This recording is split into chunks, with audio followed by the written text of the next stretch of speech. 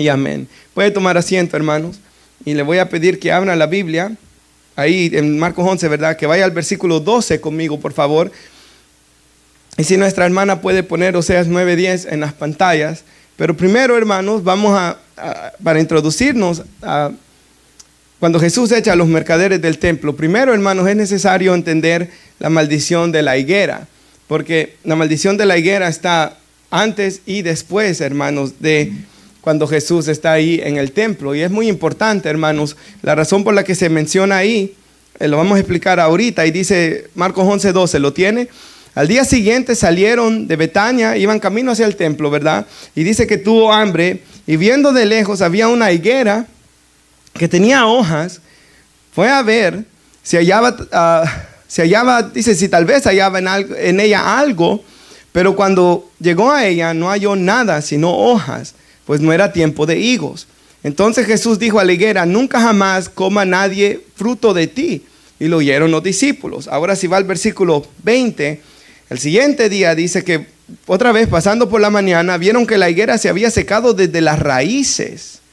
Entonces ahí es donde Pedro se acuerda y le dice al Señor: mira, la higuera que maldijiste se ha secado. Ahora, hermanos, ¿por qué Jesús maldijo esta higuera? Porque hay personas, ¿verdad?, ateos y personas que no creen en Dios, que atacan el Evangelio, que usan este pasaje de la Biblia, hermanos, para decir que Jesús, en un arranque de ira, porque no encontró nada en la higuera, vino y la maldijo. Pero, hermanos, claramente este era un acto simbólico y hay más detrás de eso. Nosotros sabemos que Jesús fue sin pecado, y en el Antiguo Testamento, hermanos, ahí en Oseas 9:10, donde nuestra hermana vemos algunos pasajes, hermanos, y si usted tiene una Biblia con referencias, hay muchísimos pasajes en la Biblia, en el Antiguo Testamento, donde Dios se refiere a Israel como una vid que debe dar fruto de uvas, o, hermanos, como una higuera. Y aquí dice, hermanos, que como uvas en el desierto hallé a Israel, como la fruta temprana de la higuera en su principio vi a vuestros padres,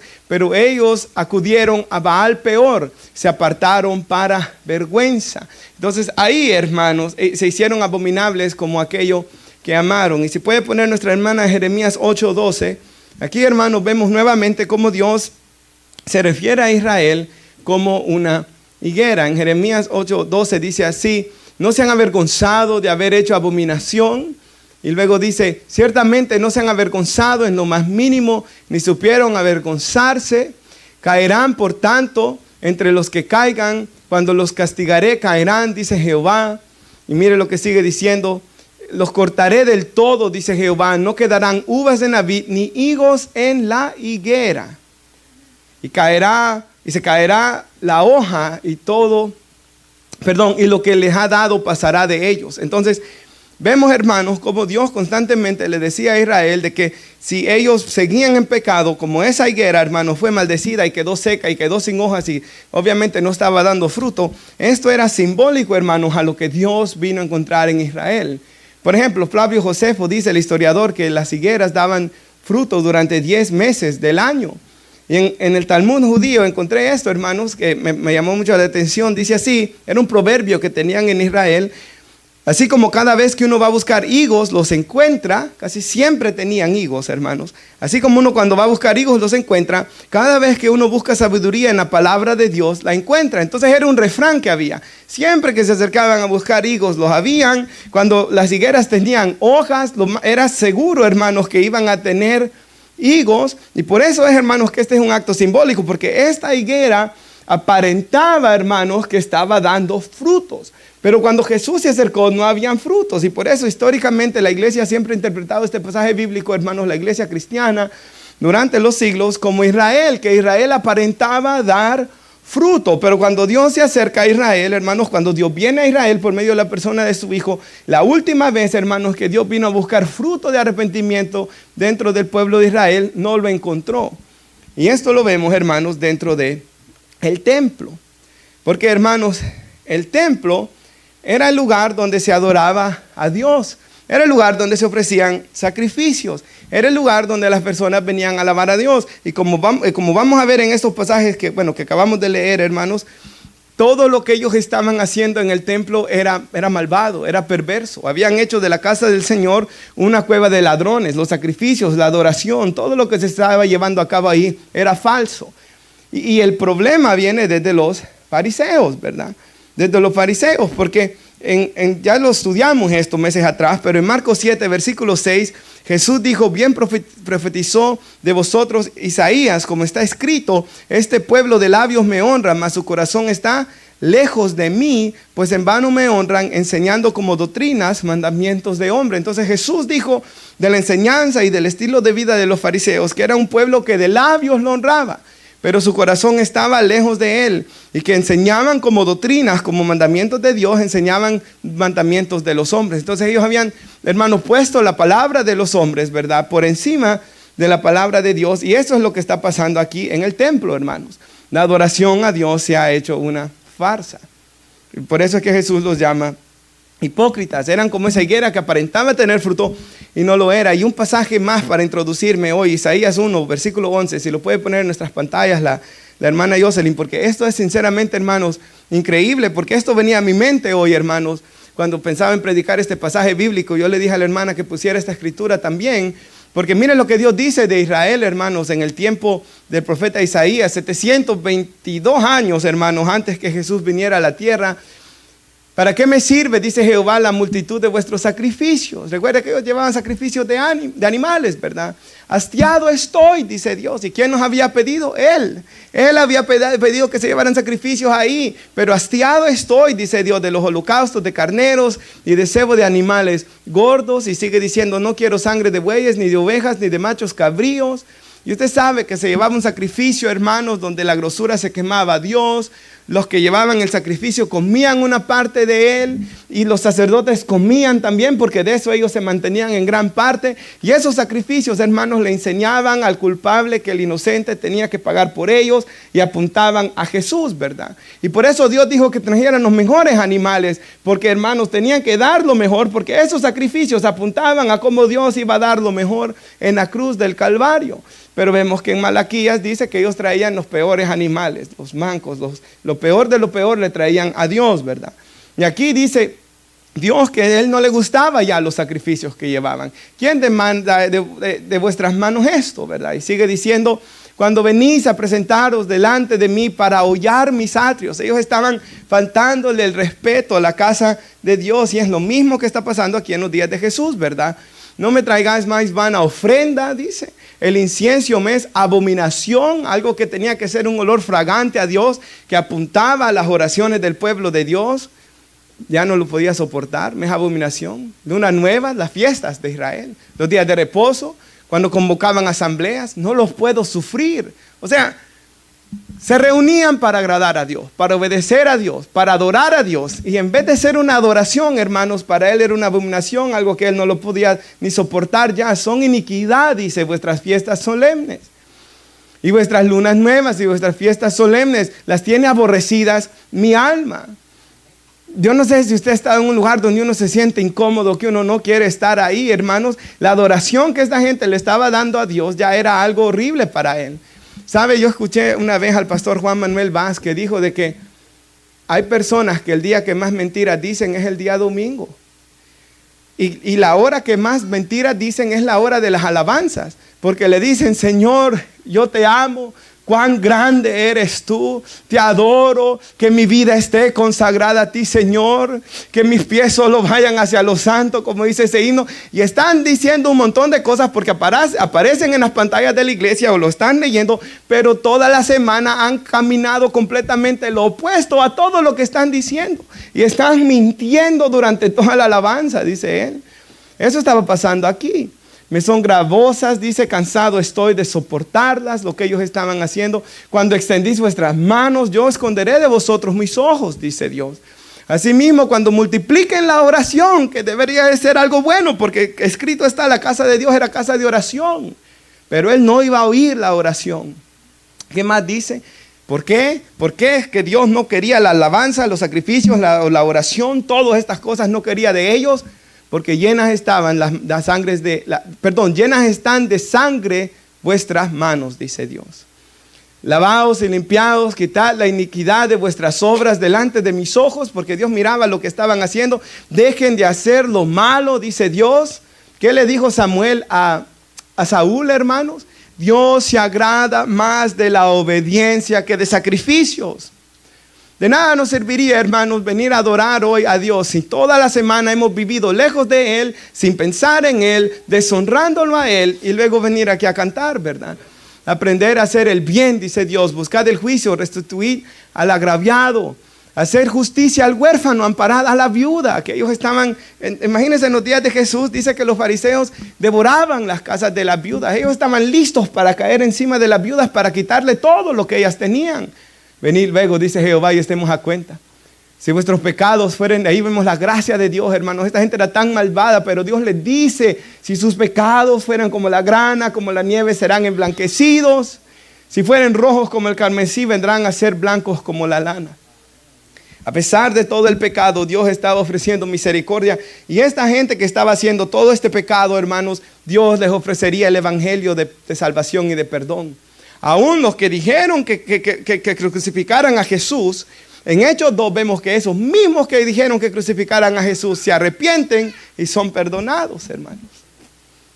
Entonces, hermanos, vemos de que la adoración aquí a Dios era falsa y no venía de corazón. Y yo oro, hermanos, es lo primero que tomamos hoy en esta enseñanza, es que no seamos como esa higuera que solo aparente dar frutos. Que no sea que solo aparentemos ante todo el mundo que somos creyentes, hermanos, pero Dios sepa que nuestro corazón está lejos de Él, lejos de querer adorarlo, lejos de querer servirle. Que no sea que nuestra adoración aquí, hermanos, sea para Dios un agravio y no un deleite de su alma. Versículo 15, lo tenemos de Marcos. Nuevamente, como les digo, por ser esta una enseñanza, vamos a usar muchos versículos en las pantallas, mientras seguimos aquí en nuestro Marcos 11. Vinieron pues a Jerusalén, dice. Y entrando Jesús en el templo, comenzó a echar fuera a los que vendían y compraban en el templo y volcó, usted se lo puede imaginar, las mesas de los cambistas y las sillas de los que vendían palomas. Jesús viene, tira las mesas con el dinero y todo lo que había ahí, las tira, saca las palomas para que salgan volando, hermanos, los echa de ahí. Dice el Evangelio de Mateo y Lucas, ¿verdad? De que se enojan tanto los fariseos que les dicen, ¿qué autoridad tienes para hacer esto? Ahora, la foto que tiene nuestra hermana aquí, ese templo, ¿verdad, hermanos? Antes era un tabernáculo de tiendas, eran tiendas como tiendas de campaña, ¿verdad? Era bien bonito como lo mandó a hacer Dios. Dios le dijo a Moisés, lo hicieron en el desierto. Y en los días de Salomón se construyó así, ¿verdad? Y tenía piedras preciosas y oro. Y era considerado, hermanos, una de las maravillas del mundo antiguo. Pero luego, hermanos, usted sabe de que fue destruido, ¿verdad?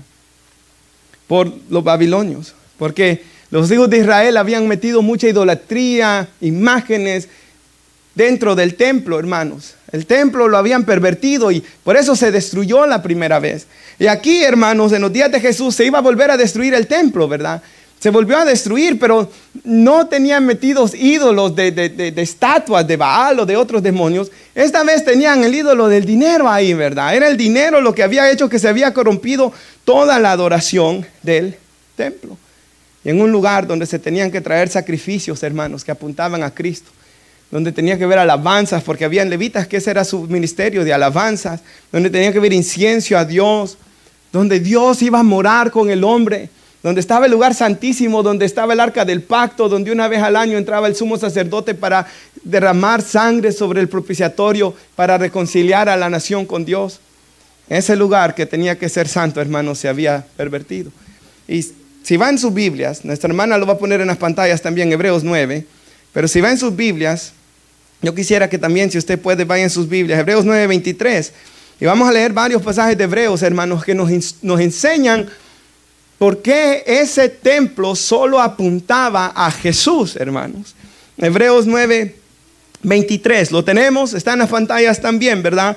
Dice, fue pues necesario que las figuras de las cosas celestiales fuesen purificadas así. Hablando que el templo, todo lo que había ahí era figura de lo que había de venir. Y dice así, mire, pero las cosas celestiales mismas con mejores sacrificios que estos. 24, ¿lo tiene? Porque no entró Cristo en el santuario hecho de mano, figura del verdadero. Y piensen esto. Jesús nunca entró al lugar santísimo de ese templo. Él no entró.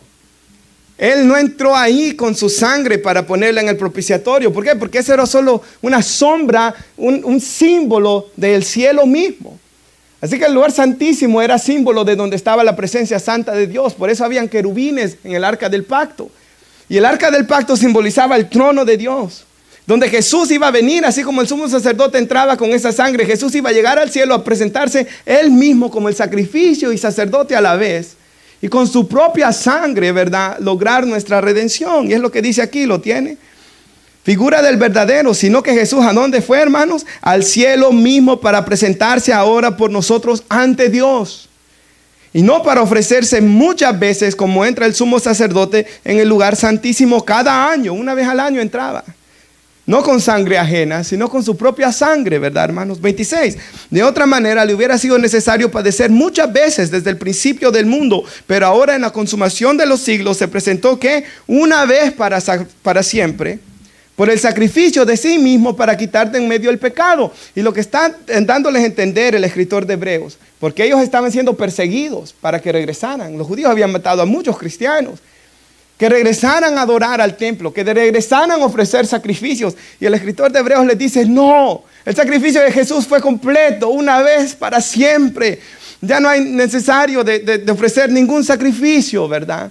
Y eso lo entendemos, y por eso es que es pecado, hermanos, lo que ocurrió en la Reforma Protestante, que Martín Lutero se molestó porque la Iglesia Católica, hermanos, estaba diciendo que la salvación se podía comprar y que si la gente daba dinero, las almas iban a salir del purgatorio. Y Martín Lutero dijo, no, la salvación es por gracia y la compró la sangre de Cristo y el pecado fue hecho una vez para siempre. Así que para que alguien se salve, no es necesario que decirle que pague o que haga algo o que ayune 20 días o que se golpee la espalda. No, lo que tiene que hacer es lo que dice la Biblia, venir en arrepentimiento y fe. 27. De la manera, lo tiene, que está establecido para los hombres que mueran una sola vez y después de esto el juicio. Todos vamos a morir. Y la Biblia dice que directamente vamos al juicio. Dios lo estableció. 28. Así también Cristo fue ofrecido una sola vez para llevar los pecados de muchos. Y aparecerá por segunda vez sin relación con el pecado para salvar a los que en él esperan. Entonces, hermanos, el templo apuntaba a Cristo y al sacrificio perfecto que se hizo, hermanos. Ahora, en nuestro pasaje decía, en el versículo, para no perder ahí en Hebreos, ¿verdad? En el versículo 15, que Jesús tira, ¿verdad, hermanos? Saca a los que estaban vendiendo y comprando en el templo, volcó las mesas de los cambistas y las sillas de los que vendían palomas, y no consentía que nadie atravesase el templo con utensilio alguno. Y sabe, hermanos, yo busqué información y el historiador Flavio Josefo nuevamente dice esto, que para la Pascua del año 66 después de Cristo, él estuvo ahí en Jerusalén, el año 66 después de Cristo, o sea, póngale que Cristo se estimula que murió en el año 30, esto fue, hermanos, como 36 años después. En el año 66 se vendieron 255,000 corderos. Solamente eso para la Pascua. 255,000 corderos se vendieron en el templo. Fueron comprados y sacrificados ahí. Entonces se vendía una gran cantidad de animales, es lo que yo estoy dando a entender. Y sabe, hermanos, yo traté de indagar sobre esto y el problema era la gente tenía que traer de sus propios ganados el sacrificio, ¿verdad? Pero el problema era que la gente lo traía, solo por dar un ejemplo. Digamos que yo fuera uno de los sacerdotes, el sumo sacerdote, digamos, y el hermano Gilberto trae un cordero, ¿verdad?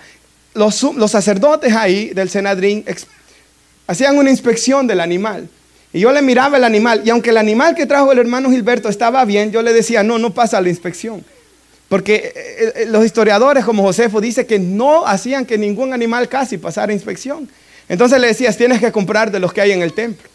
El problema es, hermanos, que los que vendían en el templo vendían 16 veces más caros, dice Josefo. 16 veces más caro el animal de lo que valía. Entonces, digamos, si un cordero valía $100, ahí lo estaban vendiendo en 1,600. Era muchísimo más. Entonces, hermanos, había un gran negocio que estaban haciendo ahí. Y Josefo, hermanos, enseña que la razón por la que el sumo sacerdote permitía esto era porque él, hermanos, se estaba beneficiando del dinero.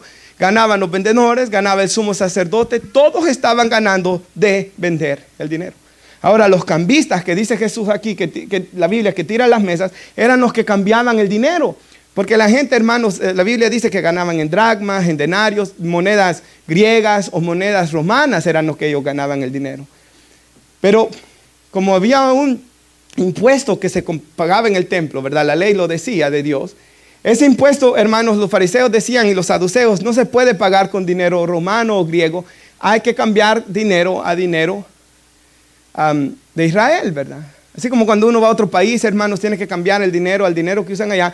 En Israel, cuando iban al templo, tenían que cambiar el dinero romano o griego a dinero judío y ahí les metían otro impuesto. O sea, les cobraban por cambiarles el dinero. Entonces, les robaban cuando llegaban a cambiar el dinero. Les robaban cuando les vendían los animales que se tenían que comprar con ese dinero de los judíos. Entonces, hermanos, usted se puede imaginar ya un poco aquí, ¿verdad? ¿Por qué es que Jesús se molesta de la manera que Él se enoja? ¿Por qué es que Él tira las mesas? ¿Por qué es que Él maldice la higuera? No fue todo así nomás, por así nomás. Hay una razón detrás de lo que Jesús está haciendo aquí, ¿verdad, hermanos?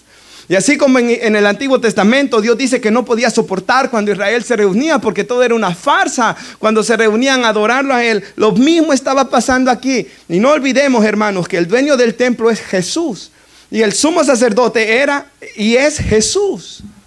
Así que el dueño, hermanos, llegó a tirar todo lo que estaba ahí. En el 17 de Marcos 11 dice así, hermanos.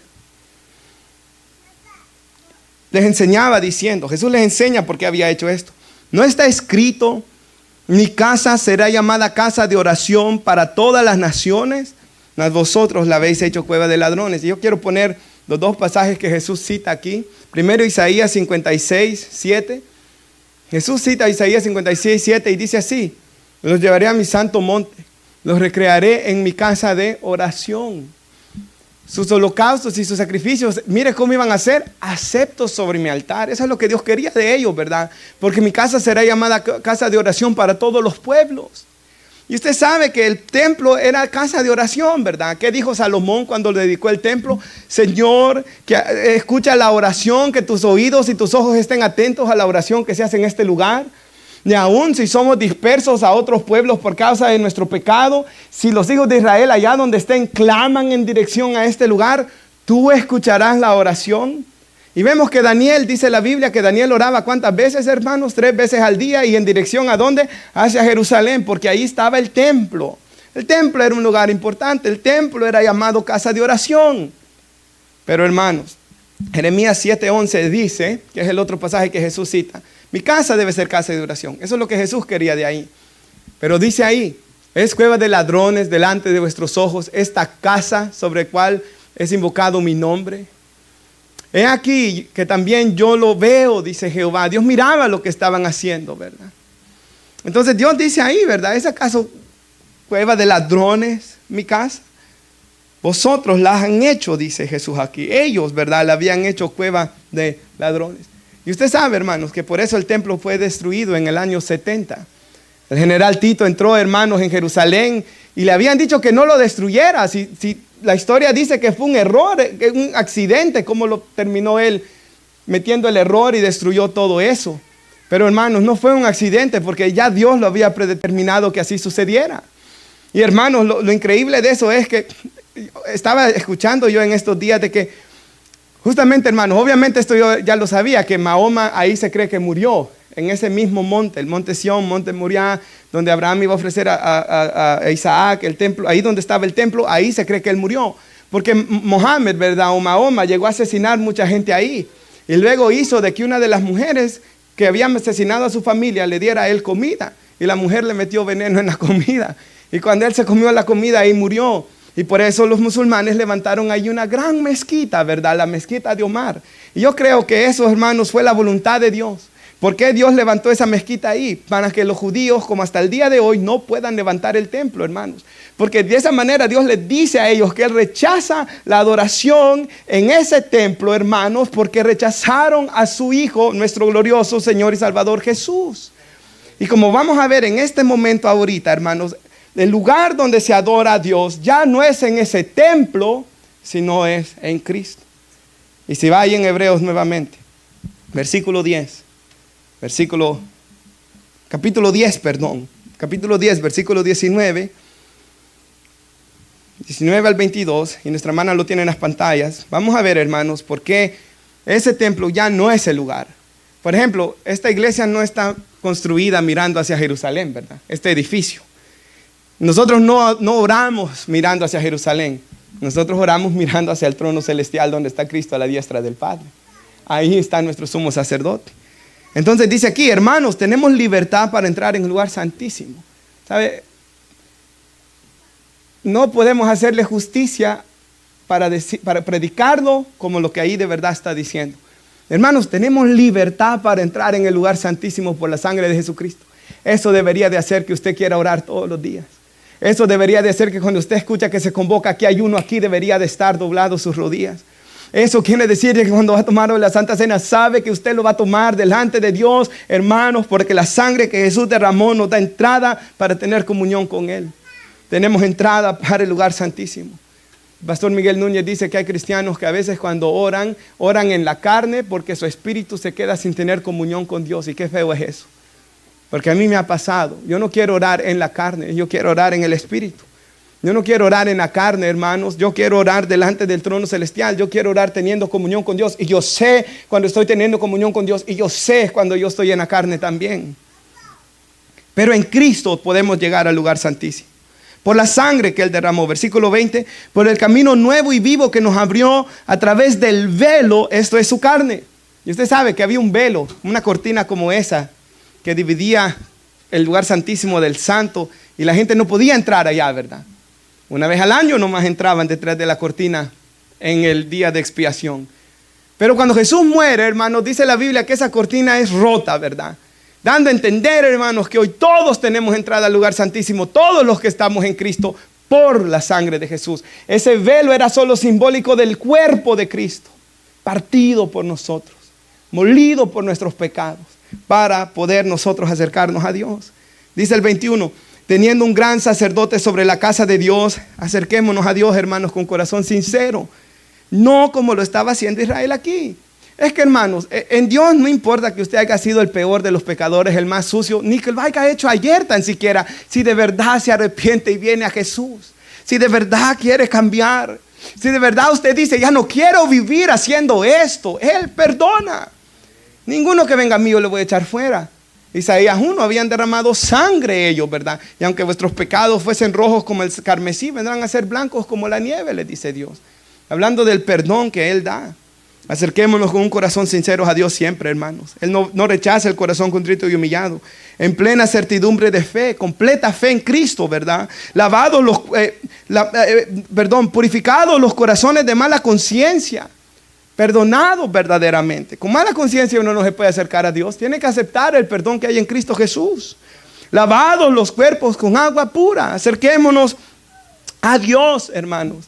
Ya no en aquel templo que fue destruido, hermanos, que Dios ya no deja que se levante, que era símbolo, hermanos, de Cristo Jesús. Y de cómo Jesús entró al templo celestial con su propia sangre. Allá está sentado a la diestra del Padre. Y es allá donde nosotros queremos ir un día. Y es allá donde nosotros buscamos a Dios hoy. El escritor de Hebreos les está diciendo a ellos, no vayan a adorar allá. Tenemos un mejor templo celestial. Tenemos un mejor y nuevo pacto, les dice literalmente. Tenemos un sumo sacerdote mayor que Aarón y sus hijos. Yo escuché una vez cuando estaba en el Instituto Bíblico una historia de un pastor.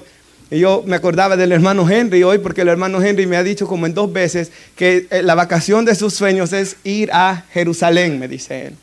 Creo que todos soñamos con ir ahí, ¿verdad? Creo que en el corazón de todos, en las mentes de todos está un día ir. Pero hermanos, cuando yo no conocía tanto de la Biblia y estaba yendo al Instituto Bíblico, un pastor nos dijo de que él fue a Jerusalén y que él fue al muro de los lamentos. Y usted sabe que los judíos van a lamentarse ahí, que es el único muro que ha quedado del templo. Y ahí llevan papelitos, ¿verdad? Y los ponen ahí para orar a Dios. Pero Dios no está ahí, hermanos. Ahí no se busca a Dios. No en el antiguo pacto, no en la ley. Y el pastor dijo que llevó un papelito y lo puso ahí y hizo una oración. Y yo dije, Dios, cuando yo pueda ir a Jerusalén, en mi mente, ¿verdad, hermanos? De un joven de 19 años, quizá 20, voy a ir a Jerusalén y voy a llevar un papelito.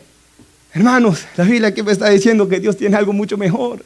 No a ese muro, al lugar santísimo, al lugar que representaba ese templo. Y si bien yo también quiero ir, hermanos, a Jerusalén para ver, hermanos, la tierra, ¿verdad? De que Dios le prometió a Abraham, Isaac y Jacob, y ver dónde caminó Jesús y los profetas y recordar todo lo que Cristo hizo. Quiero ir, hermanos, para recordarlo y darle gracias a Dios, pero mi fe y mi confianza está en Cristo.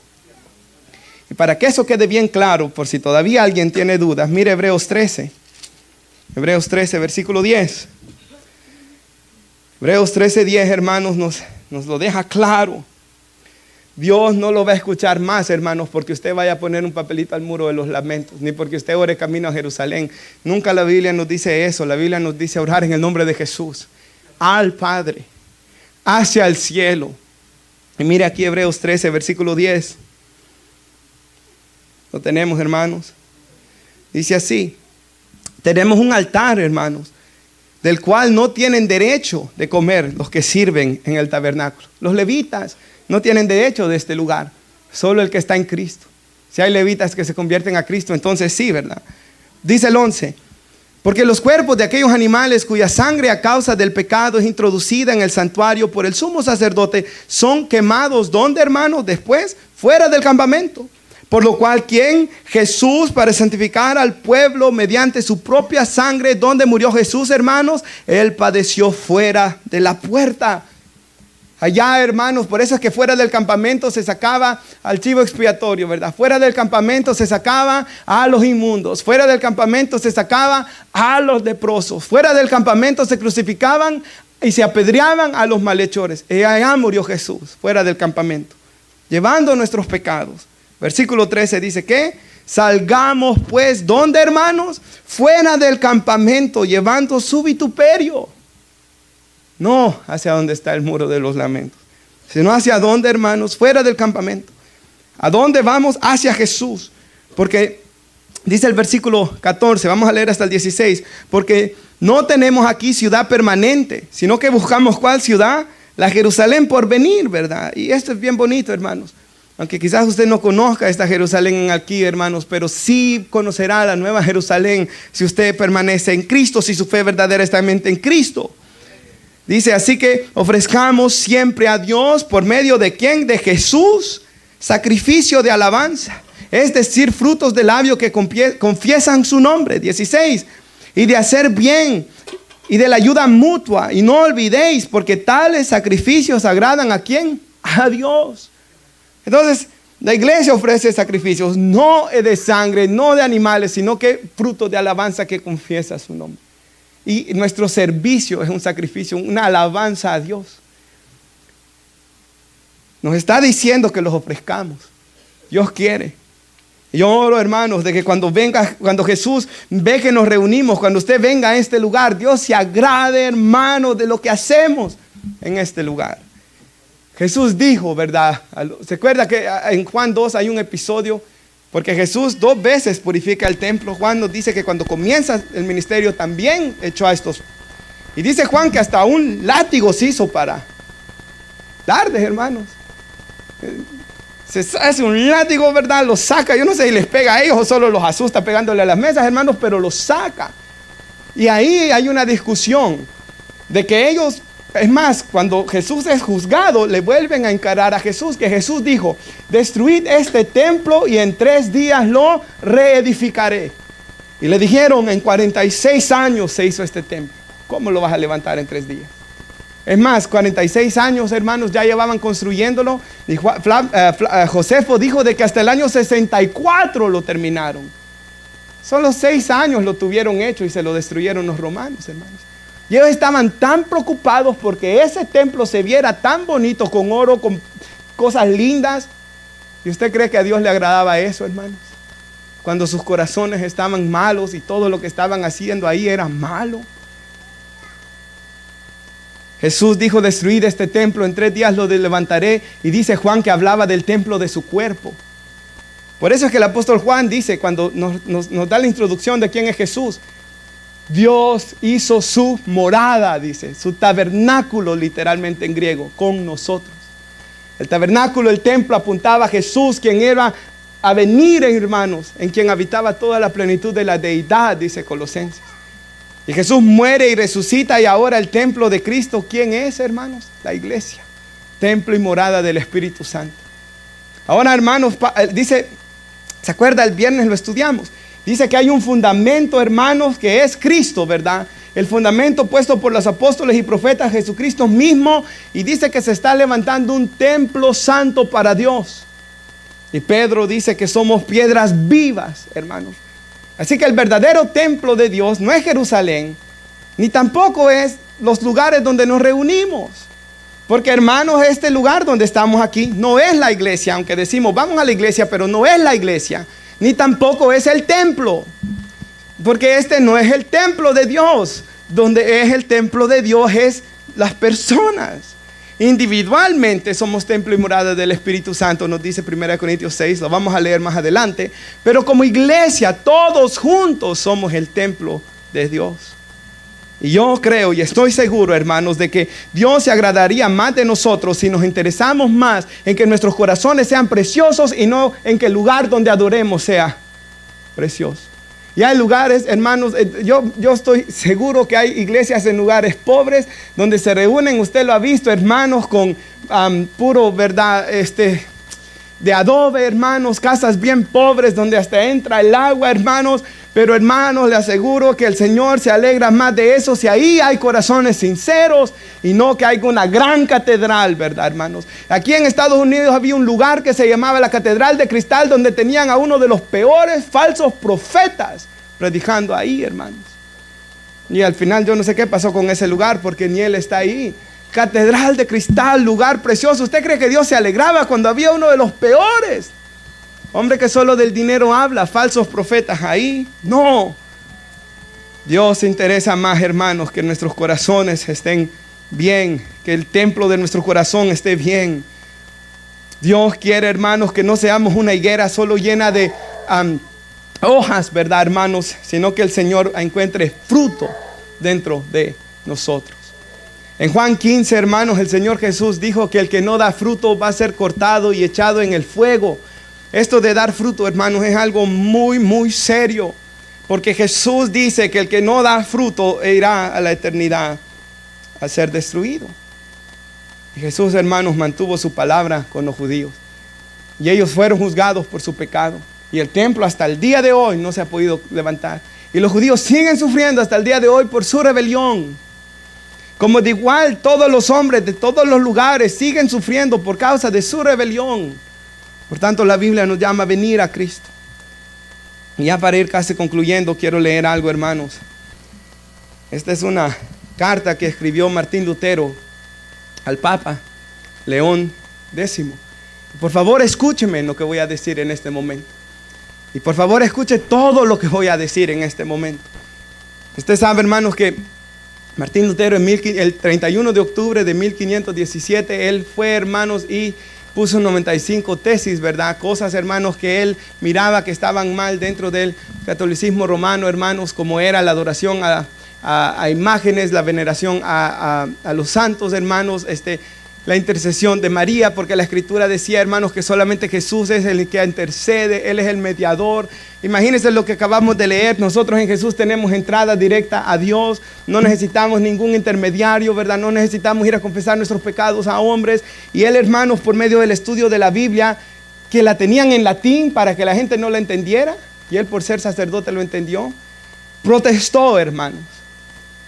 Y muchos antes habían protestado, pero habían muerto quemados, ¿verdad? Y la historia nos los cuenta, nos lo relata John Wycliffe, William Tyndale, todos estos hombres. Pero Martín Lutero no lo pudieron quemar, hermanos, porque tenía protección de príncipes de Europa. Y por medio de la imprenta que se acababa de inventar, ¿verdad? La imprenta, y el primer libro impreso fue la Biblia, pudieron, hermanos, imprimir mucha información y se regó por toda Europa y la gente se comenzó a convertir y comenzó a protestar. Pero el 19 de septiembre, esto lo leía en un libro, hermanos, y verdaderamente va perfecto con lo que he predicado hoy.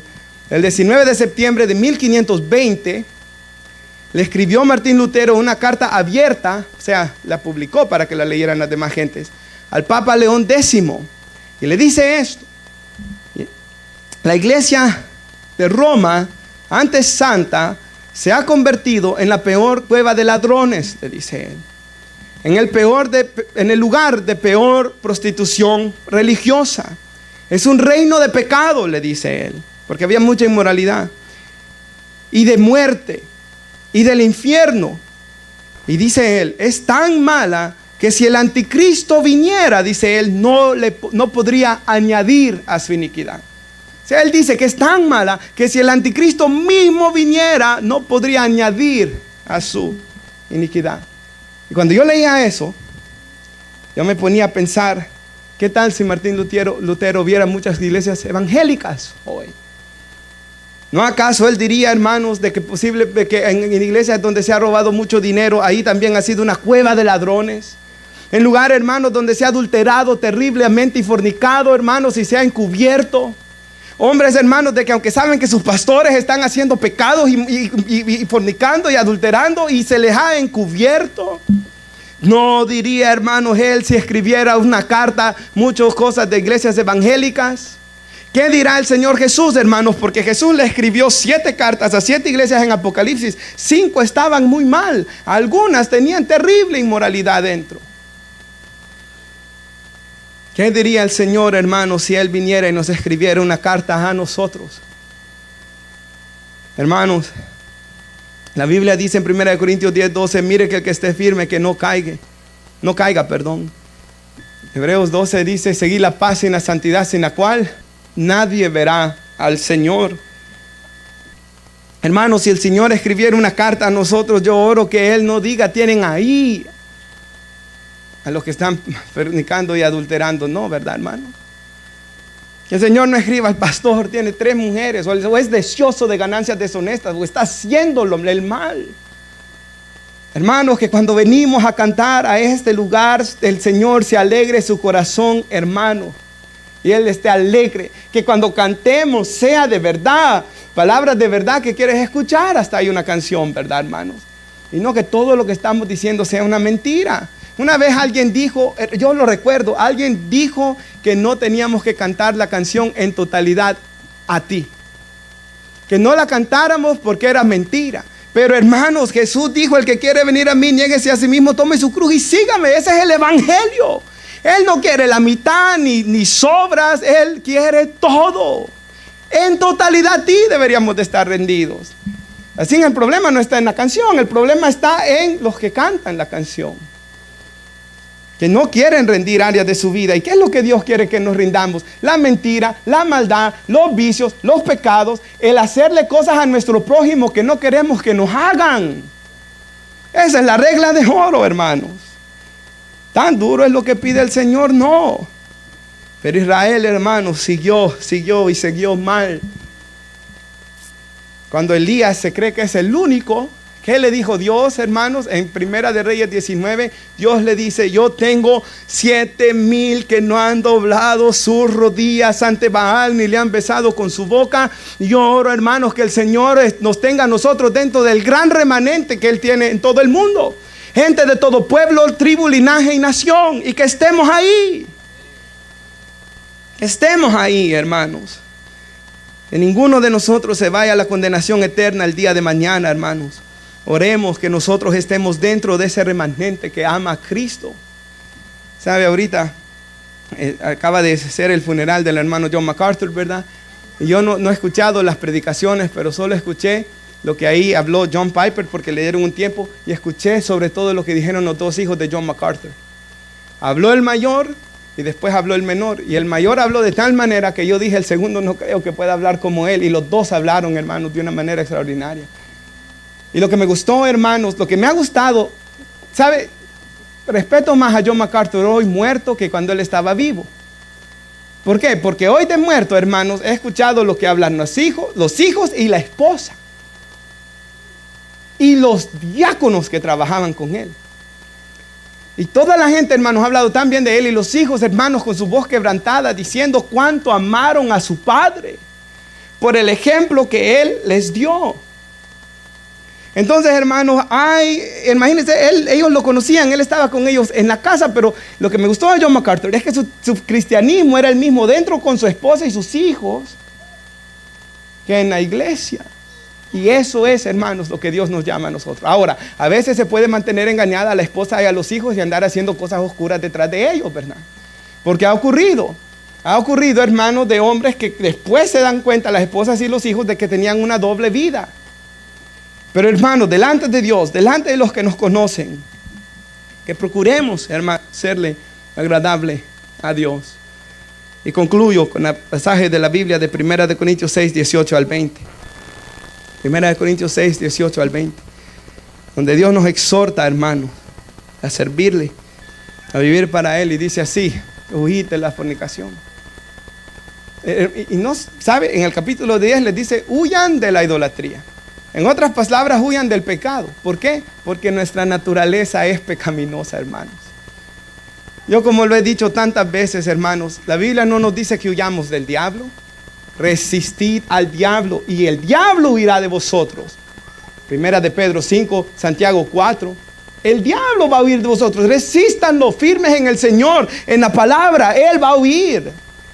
Pero cuando el pecado, hermanos, y aquí la fornicación, palabra griega, porneia, inmoralidad sexual, en cuanto a la inmoralidad sexual se nos dice: huyan. Cualquier otro pecado que el hombre cometa está fuera del cuerpo, pero el que fornica contra su, siga hermana, el que fornica contra su propio cuerpo peca.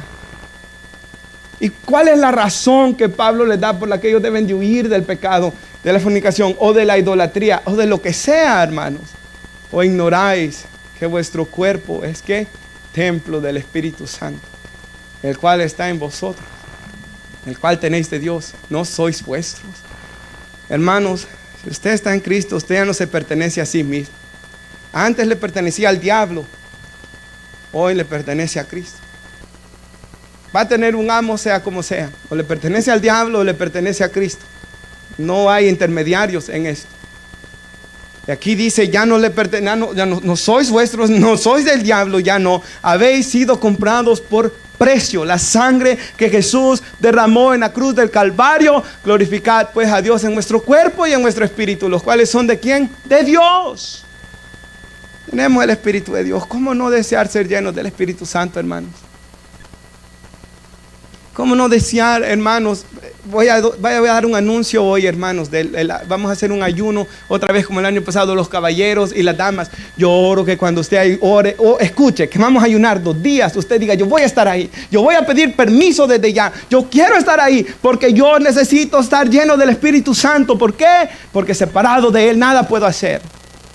Yo, hermanos, no me creo que yo me puedo enfrentar al diablo y a la carne y al mundo y al pecado por mis propias fuerzas. No. Yo jamás me subo al púlpito creyéndole de que voy a poder predicar. ¿Sabe? Una vez, hermanos, Dios en su soberanía me cerró la mente y completamente, hermanos, me cerró un día lunes en la cárcel. Yo ya me estaba confiando, hermanos. Yo, como estaba trabajando un montón de horas porque me quería casar, ¿verdad? Estaba trabajando de 7 a 7 y hasta estaba trabajando el sábado, hermanos. Y me estaba confiando y me iba a veces sin preparar nada, sin estudiar nada. Solo abría los pasajes bíblicos y predicaba bien, hermanos, media hora. Pero Dios comenzó a ver, hermanos, de que estaba ya demasiada confianza. Me cerró. No pude hablar, no pude pensar. Hermanos, yo sabía que Dios estaba contra mí, el Espíritu Santo se había contristado. Fue algo tan feo, hermanos, que yo le dije a los hombres: vamos a parar mejor, yo no puedo, no tengo nada que hablar hoy. Y mejor lo paramos. Hermanos, no podemos hacer nada separados de Él, nada. Paul Washer dice: yo antes pensaba que para predicar tenía que orar y ayunar y necesitaba el poder de Dios. Hoy con viejo me he dado cuenta que para crear a mis hijos necesito el poder de Dios. Para ser un buen esposo necesito el poder de Dios. Hasta para comer necesito el poder de Dios, dice él. Y es cierto, hermanos. Esa es la vida cristiana. Una vida, hermanos, en la cual nos damos cuenta cada vez, hermanos, nuestra dependencia de Dios. En lo natural es diferente. En lo natural el niño va creciendo y ahí se tiene que ir haciendo independiente hasta el punto de irse de la casa y valerse por sí mismo. Pero en lo espiritual es lo opuesto. Yo crezco si cada vez dependo más de Él, más de Dios. Entre más yo dependa de Dios, entre más yo descanse en Dios, esa es la fe, descansar en Dios mi corazón, ahí yo voy creciendo. Pero entre más yo me las creo que por las mías yo puedo, entre más yo paso días enteros sin oración. Alguien dijo una vez, qué orgulloso eres de creer que puedes pasar sin orar un día. ¿No es ese orgullo, hermanos? Orgulloso eres que crees que puedes vivir la vida cristiana sin la ayuda de tus hermanos. Qué orgulloso eres de creer que puedes vivir sin la palabra de Dios. Es orgullo lo que está detrás de eso, hermanos. Me gustó lo que dijo nuestra hermana Dora el martes, que cuando ella pierde un día de servicio siente que ha perdido una gran bendición. Hermanos, necesitamos el Espíritu de Dios dentro de nosotros. Y Él ha venido a ser morada en nosotros, nos ha sellado. Pero la Biblia dice, no contristéis al Espíritu Santo de Dios, ¿verdad, hermanos? No lo contristemos, hermanos. Antes bien, procuremos ser llenos de Él. Oramos. Pónganse sobre sus pies y oramos. Y hoy es Santa Cena también, ¿verdad? Padre, damos gracias, Señor, por su palabra.